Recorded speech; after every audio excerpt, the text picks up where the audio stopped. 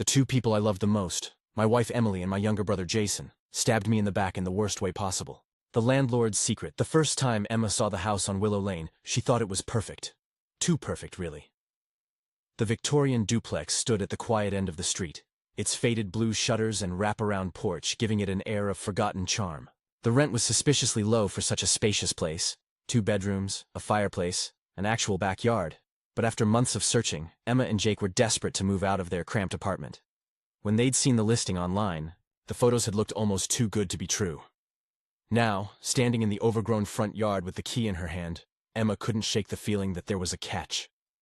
Jake jiggled the key in the stubborn front lock, his breath fogging in the crisp autumn air. "Stick with me, babe," he said with that easy grin of his, the one that had made her fall for him back in college.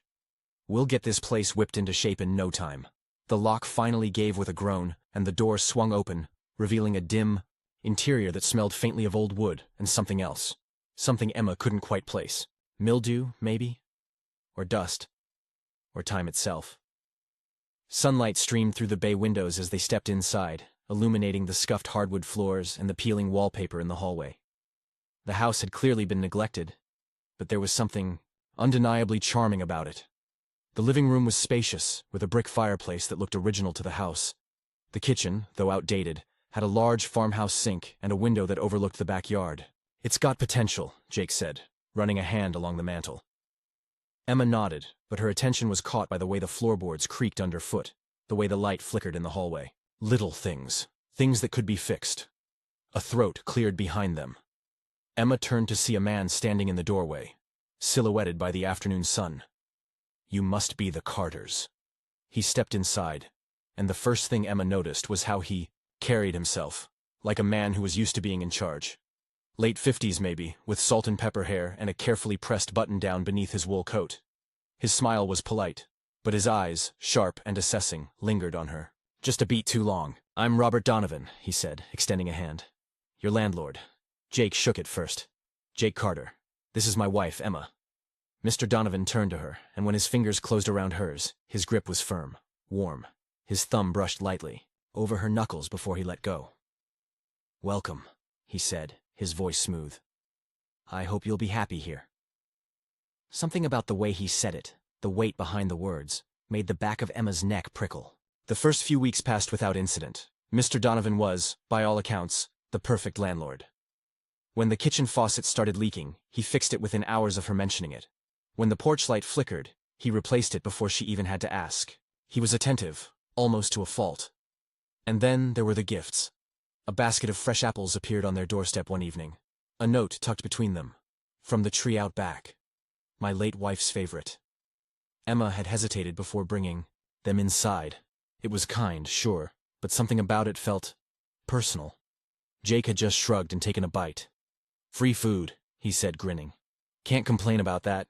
But Emma couldn't shake the feeling that the gesture wasn't entirely innocent. Then Jake started pulling double shifts at the hospital. The first time Mr. Donovan stopped by when she was alone, Emma was in the garden. Dirt streaked across her knees as she wrestled with stubborn weeds. She hadn't heard him approach. "Need a hand?" His voice startled her so badly she nearly toppled over. "Oh, no. I'm fine," she said, wiping her hands on her jeans. He crouched beside her anyway, his knee brushing against hers. "You've got a real touch with plants," he murmured, plucking a dead leaf from the basil she'd been nursing back to health. His fingers grazed hers. Emma pulled her hand away. He didn't seem to notice. Or, if he did, he didn't care. "You know," he said, voice low, "it's not good for someone like you to be alone so much." Her stomach twisted. "Someone like you?" She forced a laugh. "I'm used to it."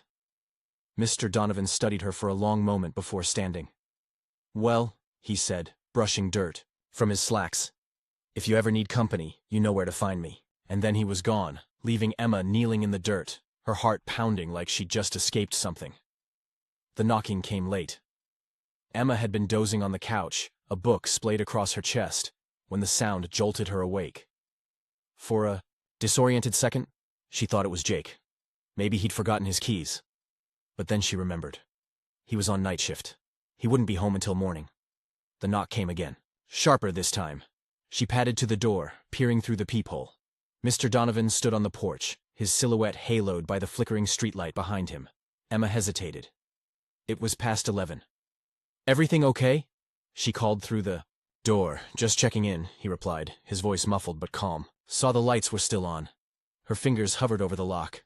Something in her gut told her not to open it. But politeness won out. The door creaked open, and Mr. Donovan smiled. He held a bottle of wine in one hand. "Thought you might like in some company." Emma's throat went dry. "It's late." "Exactly." His gaze flickered over her, the oversized sweater, the bare legs, the way she'd curled her toes into the rug. "Jake's not here, is he?" It wasn't a question. Her pulse roared in her ears. "I was just heading to bed." He took a step forward. Just one. But it was enough to make her stumble back. "You don't have to be afraid of me, Emma." His voice was soft, almost tender. She swallowed. "I'm not." Liar. For a long moment, they just stared at each other. Then, finally, Mr. Donovan sighed and took a step back. "Another time then," he said, like it was inevitable. And then he was gone, disappearing into the night. Emma locked the door. Then she checked it again. And again. She told Jake everything the next morning. He listened in silence, his coffee cooling on the table between them. When she finished, his hands were clenched into fists. "We're leaving," he said.